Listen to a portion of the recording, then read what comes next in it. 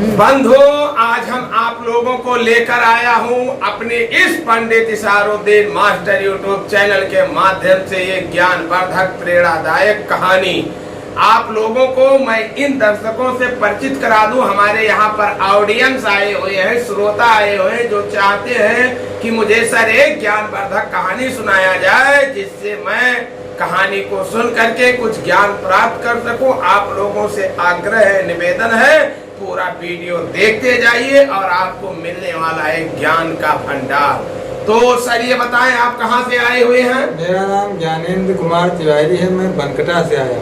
बहुत अच्छे। और आप कहां से आए हुए हैं? मेरा नाम नूर मोहम्मद है, मैं हबड़ा से चलकर आया। आप कहां से आए हैं? हमारा नाम अफजल है, मैं शाहपुर से आया।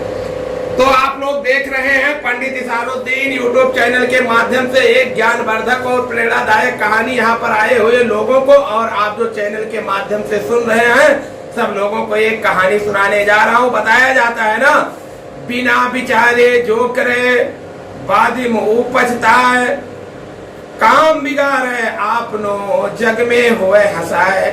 तो जो बिना विचारे कोई काम करता है सो पीछक पछताए, वो बाद में पछताता है। और काम बिगाड़े आपनो जग में हुए हंसाए, अपना काम बिगाड़ देता है, पूरे संसार में उसकी हंसी होती है। इसी पर हम आप लोगों को एक कहानी सुनाएंगे। एक समय की बात है, एक पंडित जी थे। तो पंडित जी बहुत गरीब थे, वह जाते थे गांव में भिक्षा भिक्षा मांग कर लाते थे और खाते थे, चैन की बंसी बजाते थे। हुआ क्या, एक बार वे रास्ते से जा रहे थे तो क्या देखा, ये न्योला का बच्चा बहुत छोटा था।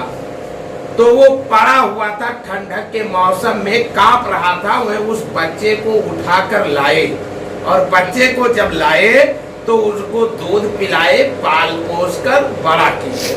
और उसी समय के दौरान, उसी समय में पंडिताई जो थी उनको भी एक बच्चे ने जन्म लिया।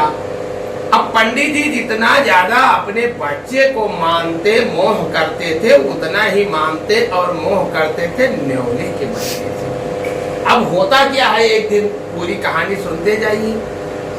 पंडित जी चले गए भिक्षा दीक्षा लेने के लिए गांव से बाहर। और पंडिताई जो थी वो पहले नल टोटी नहीं था, तो वो पानी लेने के लिए कुएं पर चले जाती हैं।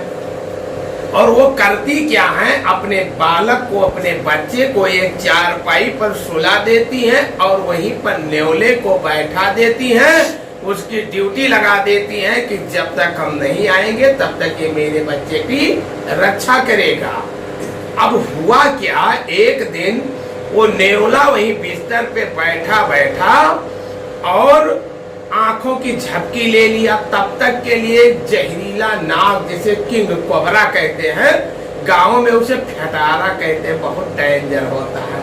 अब वो उधर से आया और वो बच्चे के ऊपर से क्रॉस करने लगा, गुजरने लगा। तो इतने में न्योले की आंख खुली और न्योले ने गर्दन पकड़ ली, किसकी? उस जहरीले सर्प की। और उसको पटक करके बहुत देर तक लड़ा, उसके गर्दन को काट दिया, यहाँ तक कि वो लहूलुहान हो गया, ब्लड से एकदम उसका शरीर लाल हो गया। अब वो वहां से भगा मारे खुशी का कि मैं जाऊं अपने पंडिताई से, अपनी माँ से मिलूं, जिसने मेरा पालन किया है। वो मुझे अवार्ड देगी, मुझे अपने गले लगाएगी, मुझे सम्मान देगी। और हुआ क्या, इसके विपरीत। कहते हैं ना, गुरु वशिष्ठ अस ज्ञानी ते विधि के विधान न जानी। पंडिताई ने सोचा, अरे ये तो न्योला आ रहा है, इसका चेहरा, इसका पूरा शरीर खून से डूबा हुआ है। मैं कहती थी पंडित जी से कि न्योले के बच्चे को मत पालिए। उन्होंने न्योले को, बच्चे को पाला। आज उसने अपना लक्षण दिखा दिया, मेरे बेटे को काट दिया, उसे जान से मार दिया। अब इस बात पर बहुत देर तक उन्होंने सोच करके, जाने क्या एक क्षण में, एक लम्हे में, एक पल में, एक सेकंड में कितना चीज वह सोच गई। और घड़े में जो पानी रखे सिर पर आ रही थी, उसी को न्योले के ऊपर पटक दिया। न्योला बेचारा वहीं पर मर गया।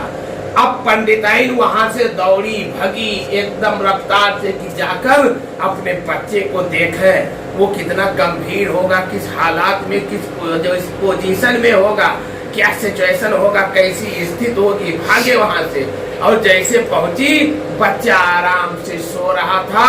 एक जहरीला नाग वहां पर कटा हुआ पड़ा था। पंडिताइन अब उनके पैरों के नीचे से जमीन खिसक गई। वह पश्चाताप करने लगी, बिलखने लगी, रोने लगी, चिल्लाने लगी। लेकिन कहते हैं ना, वक्त पे कतरा भला फिर बाद में अय्याम क्या, सूख गई खेती तो वर्षा किस काम का, बिना विचारे जो करे सो बादिम पछताए, और काम बिगाड़े आपनो जग में हुए हंसाए।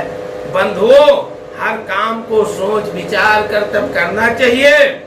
मैं अपने इस कहानी के माध्यम से आप लोगों को यही बात बताना चाहता हूँ, आपको एक अच्छी सीख देना चाहता हूँ। यदि आपको कहानी पसंद आई हो तो तुरंत उसे लाइक कर दीजिए।